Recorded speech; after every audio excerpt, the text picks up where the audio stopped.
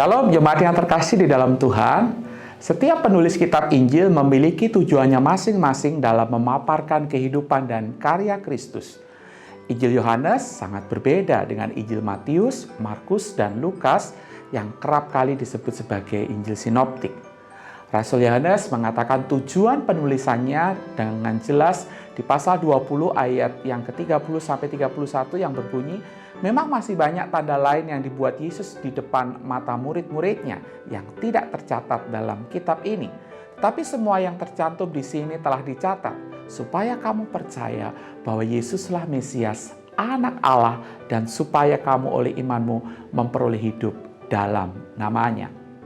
Sebagai orang-orang percaya, kita harus sungguh-sungguh memahami bahwa Yesus adalah Allah yang hidup, yang datang ke dalam dunia, dan kehidupannya secara nyata kita alami melalui iman.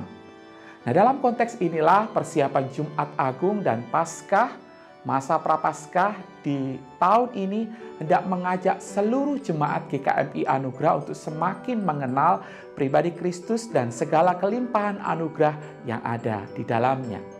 Saya sungguh berdoa melalui pembahasan kalimat-kalimat Tuhan Yesus yang dicatat di dalam Injil Yohanes, akulah roti hidup, akulah terang dunia, akulah pintu, akulah gembala yang baik, akulah kebangkitan dan hidup, akulah jalan dan kebenaran dan hidup, dan akulah pokok anggur yang benar.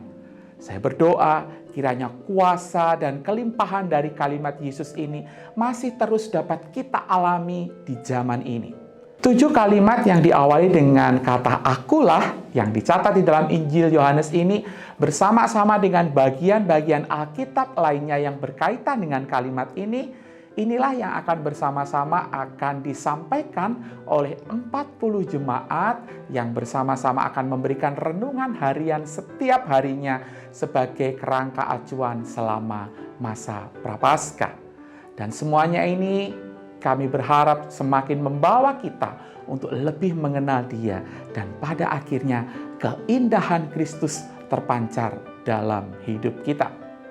Doa dan kerinduan kami pada akhirnya terjadilah seperti yang dikatakan di dalam pujian. Tuhan, ku ingin dapat memancarkan kasih-Mu indah penuh kemurnian.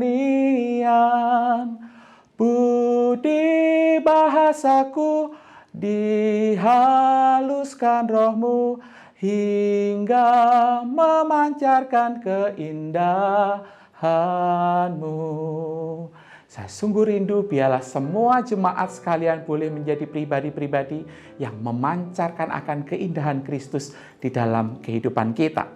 Mari lebih mengenal pribadi Kristus dan mengalami kuasa kelimpahan hidup bersama dengan Dia melalui setiap penguraian di dalam bagian yang setiap harinya Bapak Ibu bisa nikmati.